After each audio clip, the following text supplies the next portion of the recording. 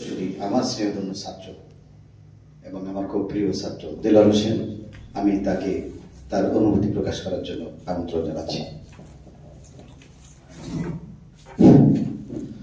বিসমিল্লাহির রহমানির রহিম। পরম করুণাময় বিশ্ব জগতের সৃষ্টিকর্তা এবং পালনকর্তা মহান আল্লাহ তাআলার অশেষ মেহেরবানির বরকতের বদৌলতে প্রদীপ্ত সাহিত্য আসর কর্তৃক আয়োজিত মাসিক সাহিত্য সভা।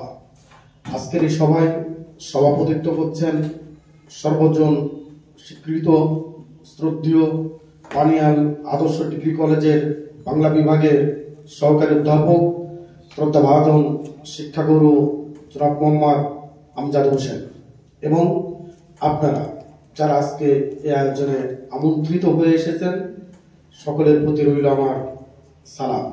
আসসালামু আলাইকুম। আমেরিকা বিশ্ববিদ্যালয়ে একজন শিক্ষক ছিলেন।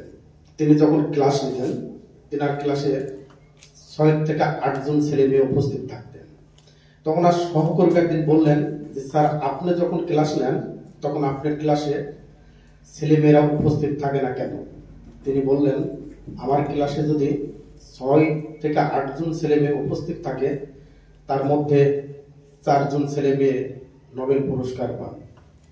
প্রদীপ্ত সাহিত্য আসর কর্তৃক আয়োজিত আজকের এই মাসিক সভায় কত লক্ষ লোক উপস্থিত হলো, কত হাজার লোক উপস্থিত হলো, সেটা বিবেচ্য বিষয় নয়। বিবেচ্য বিষয় হচ্ছে আমরা যে কয়জন এখানে উপস্থিত হয়েছি, আমরা এই সমাজকে কতটা আলোকিত করতে পারছি, আমাদের দেওয়া এই সমাজ কতটা গ্রহণ করছে, সেটাই বিবেচ্য বিষয়। মনে রাখতে হবে, আমাদেরকে পৃথিবীতে মানব জাতির যাত্রা একাই শুরু হয়, মানব জাতিকে পৃথিবী থেকে একাই চলে যেতে হয়। যদি তোর ডাক শুনে কেউ না আসে, তবে একলা চলো, একলাই চলতে হয়। কবি কাজী নজরুল ইসলাম সমসাময়িক বিষয়কে লক্ষ্য করেই বলেছিলেন, যুগ জামানা পাল্টে দিতে চায় না অনেকজন, এক মানুষই আনতে পারে জাতির জাগরণ। পৃথিবীতে যারা জাগরণ সৃষ্টি করেছে, তারা কিন্তু একাই তাদের যাত্রা শুরু করেছিলেন। আমাদের প্রিয় নবী হযরত মুহাম্মদ সাল্লাল্লাহু আলাইহি সাল্লাম যখন তিনার উপর যখন কোরআন নাযিল হচ্ছিল, যারা নন মুসলিম ছিল তারা তখন বলা বলে শুরু করলো যে, তোমরা যাকে নবী বলে মানো, তোমরা যাকে নবী বলে দাবি করো, সম্মান করো, তাকে সিরাজুল মুনিরা বলা হচ্ছিল সেই সময়। সিরাজুল মুনিরা শব্দের অর্থ হচ্ছে প্রজ্বলিত প্রদীপ। তো তখন তারা বলল যে, তোমরা যাকে সম্মান করো, ভালোবাসো, নবী বলে মানো, তাকে শুধুমাত্র মাটির একটা প্রদীপের সঙ্গে তুলনা করা হলো? আল্লাহ তাকে চন্দ্রের সঙ্গে তুলনা করলো না, সূর্যের সঙ্গে তুলনা করলো না, তারপর রাজির সঙ্গে তুলনা করলো না? এটা কি একটা তুচ্ছ ব্যাপার। তৎকালীন যারা তাফসীর কারক ছিলেন, এই বিষয় নিয়ে তারা কুণ্ঠিত থাকতেন। 8ম শতকে এসে তাফসীর কারকেরা তাফসীর করলেন যে, একটা সূর্য থেকে আরেকটা সূর্য সৃষ্টি করা যায় না, একটা চন্দ্র থেকে আরেকটা চন্দ্র সৃষ্টি করা যায় না, একটা তারকা রাজি থেকে আরেকটা তারকা রাজি সৃষ্টি করা যায় না, কিন্তু একটি প্রদীপ থেকে লক্ষ কোটি প্রদীপ জ্বালানো যায়। জ্ঞানের জায়গাটাই হচ্ছে গতিশীল। যে প্রক্রিয়ার মধ্যে দিয়ে জ্ঞান এক জায়গায় থেকে আরেক জায়গায় যায়, সেটি ধারণ এবং লালন করার জন্যই কিন্তু আজকের এই সভা। যারা সমাজে বুদ্ধিজীবী হিসাবে পরিচিত, যারা শুধু জন হিসাবে পরিচিত, তারাই এই সভাগুলো করে থাকেন।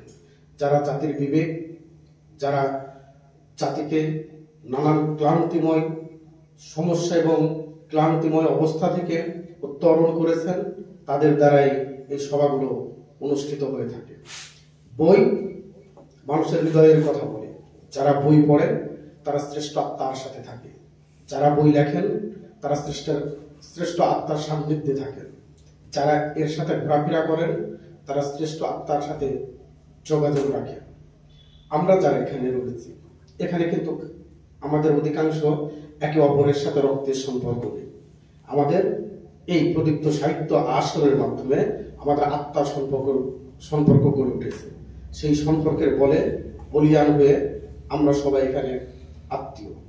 আগামী দিনে এইরূপ আয়োজন জনাব মোহাম্মদ আমজাদ হোসেন স্যারের নেতৃত্বে, আপনাদের সহযোগিতায় এটা নিয়মিত চলমান অবস্থায় থাকবে, এ প্রত্যাশা রাখি।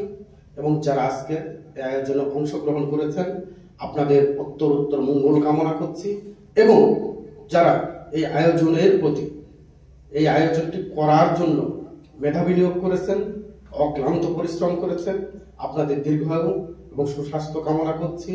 আমি প্রদীপ্ত সাহিত্য আসরের উত্তর মঙ্গল কামনা করে শেষ করছি। আল্লাহ হাফেজ।